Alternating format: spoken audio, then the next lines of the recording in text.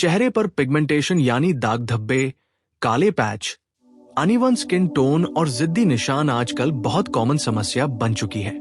कई लोग आईने में खुद को देखकर यही सोचते हैं कि आखिर चेहरा इतना डल और पैची क्यों दिखने लगा है। कभी धूप की वजह से, कभी हार्मोनल बदलाव के कारण, कभी एक्ने मार्क्स की वजह से, तो कभी गलत स्किन केयर प्रोडक्ट्स के कारण स्किन पर पिगमेंटेशन बढ़ने लगती है। सबसे बड़ी परेशानी ये होती है कि लोग जल्दी रिजल्ट पाने के लिए महंगे क्रीम्स, रैंडम होम रेमेडीज और हर्ष ट्रीटमेंट्स का इस्तेमाल शुरू कर देते हैं, लेकिन सही जानकारी न होने की वजह से पिगमेंटेशन और ज्यादा बढ़ जाती है। इसलिए आज हम विस्तार से समझेंगे कि फेस पिगमेंटेशन आखिर होती क्या है, इसके पीछे असली कारण क्या है और इसे सेफली और इफेक्टिवली कैसे कम किया जा सकता है। सबसे पहले ये समझना जरूरी है कि पिगमेंटेशन तब होती है जब स्किन में मेलानिन यानी रंग बनाने वाला पिगमेंट जरूरत से ज्यादा बनने लगता है। जब मेलानिन किसी एक हिस्से में ज्यादा जमा हो जाता है तब वहां डार्क पैचेस, ब्राउन स्पॉट्स या अनइवन टोन दिखाई देने लगती है। ये स्पॉट्स हल्के भी हो सकते हैं और काफी गहरे भी। कई बार लोग इसे सिर्फ टैनिंग समझ लेते हैं, लेकिन पिगमेंटेशन टैनिंग से अलग होती है। टैनिंग पूरी स्किन टोन को डार्कर बनाती है, जबकि पिगमेंटेशन पैचेस के रूप में दिखती है। पिगमेंटेशन के सबसे कॉमन कारणों में सबसे पहला कारण है एक्सेसिव सन एक्सपोजर। जब आप बिना सनस्क्रीन के धूप में निकलते हैं, स्पेशली दोपहर की तेज धूप में, तब यूवी रे स्किन सेल्स को डैमेज करती है और मेलानिन प्रोडक्शन बढ़ जाता है। यही मेलानिन बाद में डार्क स्पॉट्स और पिगमेंटेशन का कारण बनता है। इसलिए जो लोग रेगुलरली आउटडोर रहते हैं, उनकी स्किन पर पिगमेंटेशन का खतरा ज्यादा होता है। दूसरा बड़ा कारण है हार्मोनल चेंजेस। प्रेगनेंसी के दौरान, थायराइड इम्बैलेंस में, पीसीओएस में या कॉन्ट्रासेप्टिव पिल्स के कारण मेलास्मा नाम की पिगमेंटेशन हो सकती है, जो अक्सर चीक्स, फोरहेड और अपर लिप के आसपास दिखाई देती है। इसे प्रेगनेंसी मास्क भी कहा जाता है। तीसरा कारण है पोस्ट एक्ने मार्क्स यानी पिंपल्स के बाद बचे हुए काले निशान। जब एक्ने ठीक हो जाता है तब स्किन पर डार्क मार्क्स रह जाते हैं, जो लंबे समय तक बने रहते हैं। चौथा कारण है हर्ष स्किन केयर प्रोडक्ट्स। बहुत ज्यादा scrubbing, strong chemical peels, steroid creams या बिना डर्मेटोलॉजिस्ट एडवाइस के फेनेस क्रीम्स लगाने से स्किन बैरियर डैमेज हो जाती है और पिगमेंटेशन बढ़ सकती है। पांचवा कारण है इन्फ्लेमेशन यानी स्किन इरिटेशन। अगर स्किन बार बार इरिटेटेड होती है, एलर्जी होती है, बर्न्स होते हैं, वैक्सिंग रिएक्शंस होते हैं या रॉन्ग ट्रीटमेंट्स होते हैं, तो उसके बाद पिगमेंटेशन हो सकती है। अब सवाल आता है कि पिगमेंटेशन को कैसे कम किया जाए। सबसे पहला और सबसे जरूरी स्टेप है सनस्क्रीन। अगर आप पिगमेंटेशन हटाना चाहते हैं लेकिन सनस्क्रीन नहीं लगा रहे, तो बाकी सब बेकार हो सकता है। SPF 30 या SPF 50 ब्रॉड स्पेक्ट्रम सनस्क्रीन रोज लगाना जरूरी है, चाहे घर में हो या बाहर। यूवी रेज सिर्फ धूप में ही नहीं, विंडोज से भी स्किन तक पहुंच सकती है। सनस्क्रीन को सुबह लगाकर भूल नहीं जाना चाहिए, बल्कि हर 3-4 घंटे में रीअप्लाई करना चाहिए, खासकर अगर आप बाहर हैं। दूसरा जरूरी स्टेप है gentle skin care routine. Face wash mild होना चाहिए, बहुत ज्यादा फोमिंग या हर्ष क्लेंजर नहीं। स्किन को ओवर एक्सफोलिएट करने से पिगमेंटेशन कम नहीं होती, बल्कि इरिटेशन बढ़ती है। इसलिए जेंटल क्लेंजर, हाइड्रेटिंग मॉइस्चराइजर और सनस्क्रीन, ये बेसिक रूटीन सबसे जरूरी है। तीसरा स्टेप है सही एक्टिव इंग्रेडिएंट्स का इस्तेमाल। विटामिन सी पिगमेंटेशन के लिए बहुत अच्छा इंग्रेडिएंट माना जाता है, क्योंकि ये एंटीऑक्सीडेंट है और मेलानिन प्रोडक्शन को कंट्रोल करने में मदद करता है। नियासिनामाइड स्किन टोन को इवन करने और बैरियर रिपेयर में मदद करता है। अल्फा आर्ब्यूटिन डार्क स्पॉट्स को धीरे धीरे हल्का करता है। कोजिक एसिड पिगमेंटेशन रिडक्शन में यूजफुल है। एजोलिक एसिड एक्ने मार्क्स और मेलास्मा दोनों में मदद कर सकता है। रेटिनॉल सेल टर्नओवर बढ़ाकर मार्क्स को कम करने में मदद करता है, लेकिन इसे केयरफुली यूज करना चाहिए। इन इंग्रेडिएंट्स को एक साथ ब्लाइंडली यूज नहीं करना चाहिए, धीरे धीरे इंट्रोड्यूस करना चाहिए और स्किन टाइप के हिसाब से चुनना चाहिए। चौथा स्टेप है डर्मेटोलॉजिस्ट अप्रूव्ड ट्रीटमेंट्स। अगर पिगमेंटेशन बहुत डीप है, जैसे मेलिस्मा या स्टबर्न पोस्ट इन्फ्लेमेटरी हाइपरपिगमेंटेशन, तो सिर्फ क्रीम से रिजल्ट स्लो हो सकता है। ऐसे केसेस में dermatologist chemical peels, laser treatments, microdermabrasion या प्रिस्क्रिप्शन क्रीम्स सजेस्ट कर सकते हैं। लेकिन याद रखें, लेजर हर पिगमेंटेशन के लिए सही नहीं होता। गलत लेजर ट्रीटमेंट पिगमेंटेशन को और वर्सन कर सकता है, इसलिए सिर्फ क्वालिफाइड डर्मेटोलॉजिस्ट से ही ट्रीटमेंट लेना चाहिए। अब बात करते हैं होम रेमेडीज की।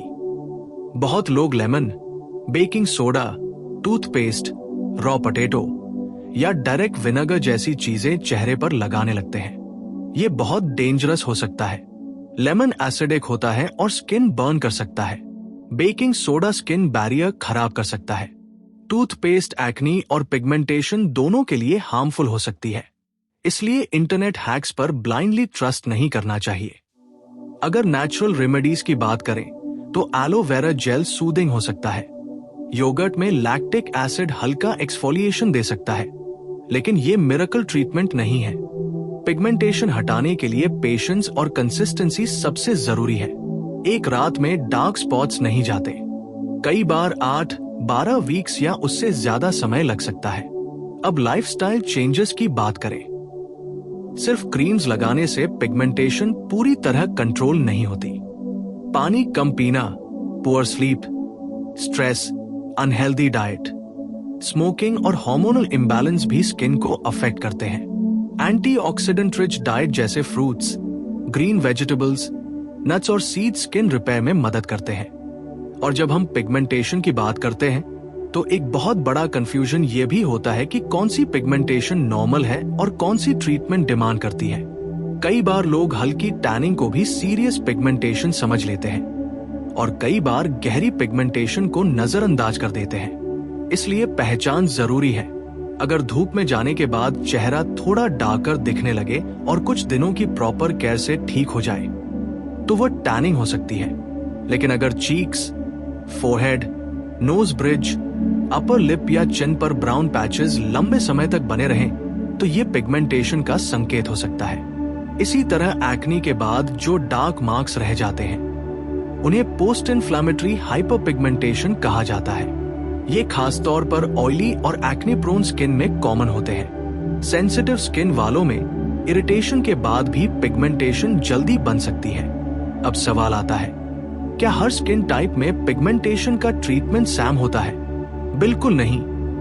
Oily skin, dry skin, sensitive skin, combination skin, हर स्किन की जरूरत अलग होती है। ऑयली स्किन वाले अगर बहुत हेवी क्रीम्स लगा लें तो एक्नी बढ़ सकता है और एक्नी बढ़ेगा तो पिगमेंटेशन भी बढ़ेगी। ड्राई स्किन वाले अगर बहुत स्ट्रॉन्ग एक्सफोलिएंट्स यूज करें तो बैरियर डैमेज हो जाएगा। सेंसिटिव स्किन वालों को फ्रेग्रेंस फ्री और डर्मेटोलॉजिस्ट टेस्टेड प्रोडक्ट्स चुनने चाहिए। इसलिए किसी इन्फ्लुएंसर की रूटीन ब्लाइंडली कॉपी करना सबसे बड़ी गलती हो सकती है। आपकी स्किन यूनिक है, इसलिए उसका सॉल्यूशन भी पर्सनलाइज होना चाहिए। एक और कॉमन मिस्टेक है बार बार चेहरे को छूना और पिंपल्स को स्क्वीज करना। जब आप एक्नी को हाथ से दबाते हैं तो इन्फ्लेमेशन बढ़ती है और उसके बाद गहरे मार्क्स बनने की संभावना बढ़ जाती है। यही मार्क्स बाद में पिगमेंटेशन बन जाते हैं। इसलिए पिंपल पॉपिंग से बचना जरूरी है। इसी तरह थ्रेडिंग, वैक्सिंग, एग्रेसिव फेशियल्स और ब्लीच भी कई बार पिगमेंटेशन ट्रिगर कर सकते हैं, खासकर सेंसिटिव स्किन में। अगर आपकी स्किन इजीली रिएक्ट करती है तो फेशियल ट्रीटमेंट सोच समझ कर चुनें। अब बात करते हैं नाइट स्किन केयर की, क्योंकि पिगमेंटेशन ट्रीटमेंट में रात का रूटीन बहुत इंपॉर्टेंट होता है। रात में स्किन रिपेयर मोड में होती है, इसलिए एक्टिव इंग्रेडिएंट्स बेहतर काम करते हैं। एक सिंपल नाइट रूटीन हो सकता है जेंटल क्लेंजर, ट्रीटमेंट सिरम जैसे नियासिनामाइड या अल्फा आर्ब्यूटिन, और फिर मॉइस्चराइजर। अगर डर्मेटोलॉजिस्ट ने रेटिनॉल प्रिस्क्राइब किया है तो उसे केयरफुली यूज करें, सिर्फ P sized amount dry skin पर, और शुरू में हफ्ते में 2-3 बार। रेटिनॉल के साथ सनस्क्रीन और भी जरूरी हो जाता है। अगर सनस्क्रीन नहीं लगाएंगे तो रेटिनॉल से इरिटेशन और पिगमेंटेशन दोनों बढ़ सकते हैं। कई लोग पूछते हैं, क्या फेशियल ऑयल्स पिगमेंटेशन हटाते हैं? इसका जवाब सीधा है नहीं, सीधे तौर पर नहीं। कुछ ऑयल्स जैसे रोजहिप ऑयल स्किन रिपेयर में मदद कर सकते हैं, लेकिन पिगमेंटेशन रिमूवल का प्राइमरी ट्रीटमेंट नहीं है। सिर्फ ऑयल्स लगाकर डीप पिगमेंटेशन नहीं जाएगी। इसी तरह फेयरनेस सोप्स और इंस्टेंट व्हाइटनिंग क्रीम्स भी लॉन्ग टर्म सोल्यूशन नहीं है। कई बार ये प्रोडक्ट्स टेम्पररी ग्लो देते हैं, लेकिन अंदर से स्किन डैमेज कर देते हैं। स्टीरॉयड बेस्ड क्रीम्स शुरुआत में मैजिकल लगती है, लेकिन बाद में रेडनेस, सेंसिटिविटी, एक्नी और रिबाउंड पिगमेंटेशन पैदा कर सकती है। इसलिए बिना प्रिस्क्रिप्शन ऐसी क्रीम से दूर रहना बेहतर है। अब एक बहुत इंपॉर्टेंट टॉपिक, मेन में पिगमेंटेशन। अक्सर स्किन केयर को सिर्फ विमेन से जोड़ दिया जाता है, लेकिन मेन में भी पिगमेंटेशन बहुत कॉमन है। Shaving irritation, outdoor exposure, no sunscreen habit और रफ स्किन केयर के कारण मेन की स्किन पर भी डार्क पैचेस बनते हैं। बियर्ड एरिया, फोरहेड और नेक पर पिगमेंटेशन ज्यादा दिख सकती है। इसलिए स्किन केयर जेंडर बेस्ड नहीं है। हेल्दी स्किन हर किसी के लिए जरूरी है। पुरुषों को भी सनस्क्रीन, मॉइस्चराइजर और प्रॉपर क्लेंजिंग रूटीन अपनाना चाहिए। अब बात टीनेजर्स की करें तो एडोलेसेंस में एक्नी मार्क्स सबसे कॉमन पिगमेंटेशन इश्यू होते हैं। इस उम्र में लोग जल्दी रिजल्ट चाहते हैं और इंटरनेट हैक्स फॉलो करते हैं, जैसे toothpaste, lemon, scrub, charcoal, strong face packs, जो स्किन को और खराब कर देते हैं। टीनेजर्स के लिए सबसे जरूरी है acne control plus sun protection. जब एक्नी कम होगा तभी मार्क्स कम होंगे।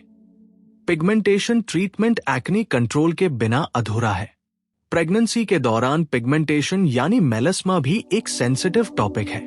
प्रेगनेंसी में हार्मोन्स की वजह से डार्क पैचेस कॉमन हो सकते हैं, खासकर फोरहेड और चीक्स पर। इस दौरान स्ट्रॉन्ग एक्टिव्स जैसे रेटिनॉइड्स अवॉइड किए जाते हैं। Sunscreen, hats, gentle skin care और doctor guided products safest option होते हैं।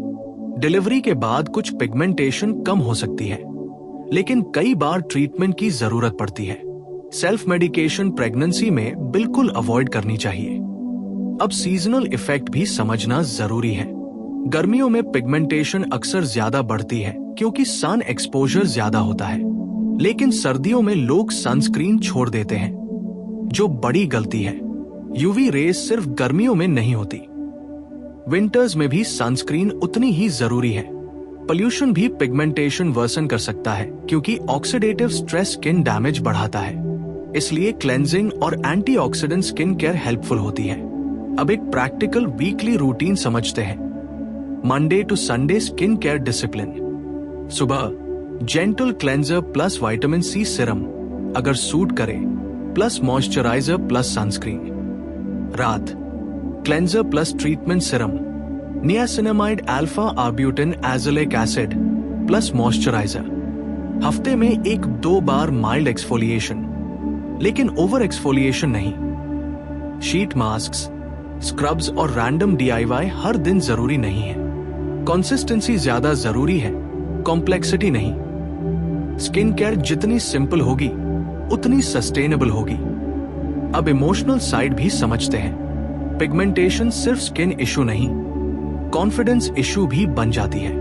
कई लोग सोशल सिचुएशंस अवॉइड करने लगते हैं, मेकअप के बिना अनकंफर्टेबल महसूस करते हैं या सेल्फ एस्टीम लो हो जाती है। लेकिन याद रखिए, स्किन प्रॉब्लम्स आपकी वैल्यू डिफाइन नहीं कर। अब बात करते हैं कुछ सबसे ज्यादा पूछे जाने वाले सवालों की, क्योंकि पिगमेंटेशन को लेकर लोगों के मन में कई मिथ्स और कंफ्यूजन्स होते हैं। पहला सवाल, क्या सिर्फ महंगे प्रोडक्ट्स ही पिगमेंटेशन हटाते हैं? बिल्कुल नहीं। स्किन केयर में प्राइस हमेशा रिजल्ट डिसाइड नहीं करता। कई बार सिंपल और अफोर्डेबल प्रोडक्ट्स अगर सही इंग्रेडिएंट्स और कंसिस्टेंसी के साथ यूज किए जाए तो एक्सपेंसिव लक्सुरी क्रीम से बेहतर काम करते हैं। जरूरी यह है कि प्रोडक्ट में इफेक्टिव इंग्रेडिएंट्स हो, जैसे niacinamide, vitamin C, alpha arbutin, azelaic acid, kojic acid, ना कि सिर्फ फैंसी पैकेजिंग। दूसरा सवाल, क्या ब्लीच पिगमेंटेशन हटाती है? जवाब है नहीं। ब्लीच सिर्फ फेशियल हेयर को लाइट करती है और टेम्पररी ब्राइटनेस देती है। पिगमेंटेशन स्किन के अंदर मेलानिन इम्बैलेंस की वजह से होती है। ब्लीच उसे ठीक नहीं करती। कई बार फ्रीक्वेंट ब्लीच स्किन इरिटेशन बढ़ाकर पिगमेंटेशन और वर्सन कर सकती है। तीसरा सवाल, क्या स्क्रब से डार्क स्पॉट्स जल्दी हट जाते हैं? नहीं, बहुत ज्यादा स्क्रबिंग स्किन को इरिटेट करती है, माइक्रो टीयर्स बनाती है और पिगमेंटेशन को बढ़ा सकती है। फिजिकल स्क्रब्स की जगह माइल्ड केमिकल एक्सफोलिएशन ज्यादा सेफ और इफेक्टिव होती है, वो भी लिमिटेड फ्रीक्वेंसी में। चौथा सवाल, क्या सनस्क्रीन सिर्फ गर्मियों में लगानी चाहिए? बिल्कुल नहीं। सनस्क्रीन 12 महीने जरूरी है। Summer, winter, monsoon, cloudy days, हर दिन। यूवी रेस लगातार स्किन को डैमेज करती है और पिगमेंटेशन को स्टबर्न बनाती है। पांचवा सवाल, क्या मेकअप पिगमेंटेशन बढ़ाता है? हर मेकअप नहीं, लेकिन अगर low quality products, expired makeup, heavy comedogenic formulas या मेकअप प्रॉपर्ली रिमूव न किया जाए तो एक्नी और इरिटेशन बढ़ सकती है, जिससे पिगमेंटेशन भी बढ़ती है। इसलिए नॉन कोमेडोजेनिक प्रोडक्ट्स चुनना और मेकअप रिमूवल प्रॉपर्ली करना जरूरी है। अब बात करते हैं पिगमेंटेशन और एजिंग के कनेक्शन की। जैसे जैसे उम्र बढ़ती है, स्किन की नेचुरल रिपेयर कैपेसिटी कम होने लगती है, कोलेजन प्रोडक्शन घटता है, सन डैमेज अक्यूमुलेट होता है और एज स्पॉट्स यानी सन स्पॉट्स दिखाई देने लगते हैं। इसलिए 20s में प्रिवेंशन शुरू करना सबसे स्मार्ट स्टेप है। लोग अक्सर ट्रीटमेंट तब शुरू करते हैं जब डैमेज विजिबल हो जाता है, लेकिन प्रिवेंशन हमेशा आसान होती है। Early sunscreen habit future pigmentation को बहुत कम कर सकती है। अब एक और जरूरी टॉपिक, नेक पिगमेंटेशन। कई लोग सिर्फ चेहरे पर फोकस करते हैं, लेकिन नेक, एल्बोज, नीज और अंडरआर्म्स की डार्कनेस भी कंसर्न बन जाती है। नेक पिगमेंटेशन कभी सिर्फ सन डैमेज की वजह से होती है, लेकिन कई बार insulin resistance, obesity, hormonal imbalance या अकैंथोसिस नाइग्रिकन्स जैसी मेडिकल कंडीशंस का संकेत भी हो सकती है। अगर नेक की स्किन वेलवेटी डार्क हो रही है तो सिर्फ क्रीम्स नहीं, मेडिकल इवैल्यूएशन भी जरूरी हो सकती है। इसी तरह underarm pigmentation shaving irritation, friction, deodorants या हार्मोनल कारणों से हो सकती है। हर डार्कनेस कॉस्मेटिक इशू नहीं होती, कभी अंडरलाइंग हेल्थ इशू भी हो सकता है। अब बात करते हैं पिगमेंटेशन रिकवरी टाइमलाइन की। बहुत लोग पूछते हैं, कितने दिनों में मार्क्स हट जाएंगे? इसका ऑनेस्ट आंसर है, डिपेंड्स। हल्की पिगमेंटेशन 6-8 वीक्स में इंप्रूव हो सकती है। एक्नी मार्क्स 2-3 मंथ्स या ज्यादा ले सकते हैं। मेलिस्मा कई महीनों तक ट्रीटमेंट मांग सकता है। लेजर ट्रीटमेंट्स के बाद भी मेंटेनेंस जरूरी होता है, इसलिए रियलिस्टिक एक्सपेक्टेशंस रखना बहुत जरूरी है। Overnight fairness promises mostly marketing traps होते हैं। स्किन हीलिंग स्लो बायोलॉजी है, इंस्टेंट मैजिक नहीं। अब एक smart habit, before and after tracking. कई बार लोग प्रोग्रेस नोटिस नहीं कर पाते क्योंकि रोज मिरर देखने से बदलाव सटल लगता है। महीने में एक बार सैम लाइटिंग में फोटो लेना हेल्पफुल हो सकता है। इससे रियल प्रोग्रेस दिखती है और अननेसेसरी प्रोडक्ट स्विचिंग कम होती है। लेकिन ऑब्सेशन से बचना भी जरूरी है। हर दिन मैग्नीफाइंग मिरर में फ्लॉज ढूंढना मेंटल स्ट्रेस बढ़ाता है। बैलेंस जरूरी है। अब बात करते हैं डाइट मिथ्स की। क्या चॉकलेट खाने से पिगमेंटेशन होती है? सीधे तौर पर नहीं, लेकिन अगर डाइट बहुत ज्यादा शुगरी, हाईली प्रोसेस्ड और इन्फ्लेमेटरी हो तो एक्नी वर्सन हो सकता है और एक्नी से मार्क्स बढ़ सकते हैं। सिमिलरली, हाइड्रेशन स्किन ग्लो में मदद करती है, लेकिन सिर्फ पानी पीने से डीप पिगमेंटेशन वैनिश नहीं होती। स्किन केयर और लाइफस्टाइल दोनों साथ काम करते हैं।